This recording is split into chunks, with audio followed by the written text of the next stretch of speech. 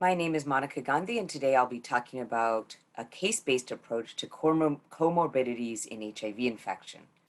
I have no conflicts of interest to report. Today we'll talk about some old and some new and emerging comorbidities. We'll talk about weight gain with antiretroviral therapy and metabolic effects. We'll talk about pregnancy and breastfeeding and what to do there. And we'll talk a little bit about simplification. So in terms of case number one, a 43-year-old man comes into your practice with 2 years of virologic suppression on bictegravir, tenofovir alafenamide, and FTC. He was diagnosed with HIV in 2015 and started an integrase inhibitor-based regimen then, but then he was switched to his one-pill INSTI-based regimen in 2018. He has no past medical history, but he just started a new fitness regimen, and he's, quote, irritated, I cannot lose my middle. Patient has had weight gain of about 8 pounds over the past 3 years, no past medical history or concomitant medications. So it is true that we have had some very interesting evidence over the last really 2 years about the effects of both TAF and integrase inhibitors on the possibility of both weight gain, obesity, and even metabolic effects.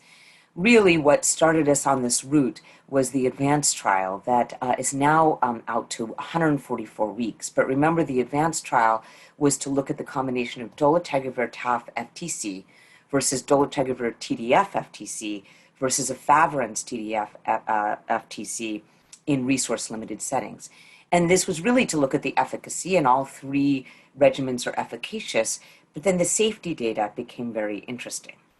And the safety data, as revealed in the AIDS 2020 presentation from July of this year, looks like there is continuing weight gain in really all 3 arms, but most notably in the dolutegravir TAF arm. And that weight gain actually differs by sex, so that if you look at men, there is a weight gain over time, but then it ends up plateauing. But this is data out to 144 weeks with women, and as you can see on the right-hand panel, women, looks like, as we keep on going with the ADVANCE trial, the weight gain is not plateauing.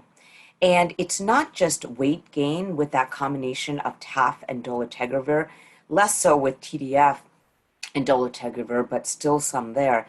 It's not just the weight gain, but there are other data from this trial that show that true obesity with a BMI of greater than 30 are much higher with the combination of dolutegravir and TAF. And this really launched many investigations into looking at other cohorts, observational cohorts and so forth, to look at what is the effect of these different regimens, especially INSTIs combined with TAF, on weight gain. And here you can see a pooled analysis across 8 randomized phase 3 clinical trials. This was published in CID last year, where it really looks like the orange line, again, the INSTIs are the regimen that's most associated with weight gain, more than protease inhibitors, with NNRTIs on the bottom in terms of the least effect on weight gain. And then if you look on the right-hand panel, just NRTIs alone, again, TAF is emerging as most associated with weight gain in these randomized trials as opposed to the other NRTIs. And then very recent data from AIDS 2020 in July of this year looked at the OPERA study. And the OPERA study was really a longitudinal prospective cohort analysis that collected data on over 115,000 individuals living with HIV across the United States and Puerto Rico. And really the look here was just to look at people who were, in terms of their weight gain aspect in these observational cohorts. There was quite a few, because it's become first line, of individuals on INSTIs, 3,281. Then there were some on NNRTIs and boosted PIs. And here is really the main data slide of this analysis that specifically the investigators set out to just look at the effects of switching from TDF to TAF while maintaining the backbones that I mentioned, integrase inhibitors, PIs, and NNRTIs. And you can see across all 3 of these figures that when TDF was switched to TAF, there is an increase in weight gain across all 3 classes, but actually most prominent with the insties. But there's weight gain, as can be seen in the table, especially in that first 9 months after the switch from TDF to TAF, of at least 2 kilograms per year and more in the insties, 2.64 kilograms per year, with the combination again of the TAF and insties, but it's the TAF was the key exposure of interest. And then when they just looked at specific insties, because everyone is interested in looking at the specific integrase inhibitor, it does look like, again, we didn't have data here on bictegravir because that was a relatively new drug for this observational cohort.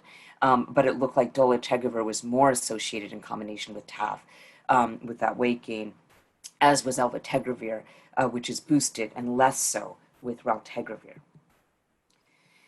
And then this actually shows if you even switch the INSTI at the same time that you switch from TDF to TAF, what are the effects on weight? And that really does just seem to be a synergistic relationship. There are higher amounts of weight gain when you make both switches at once, the TAF and the INSTI, and you can see that's highest in this case for the combination of bictegravir and TAF. So it really does look like bictegravir and TAF, like your patient is on in this particular case, is associated with weight gain.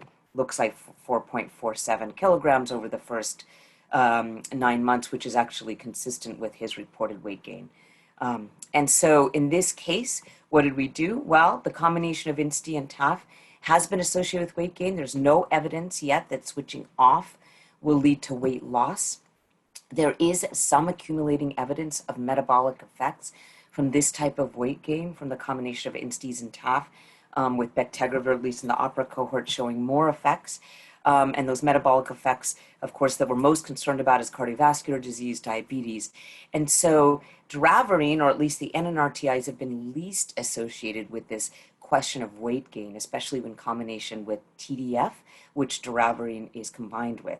And there is an ACTG study that has been designed and is currently enrolling to look at if weight loss occurs with switching people off that BIC-TAF FTC in this particular case and onto doravirine TDF FTC. So your patient in this case chooses to enroll in the trial. So second case, 27-year-old woman with HIV diagnosed 3 years ago on dolutegravir-based regimen ever since. She's very excited because she and her husband are planning to conceive, but she asks if there are any problems with her current regimen and any risks to the baby.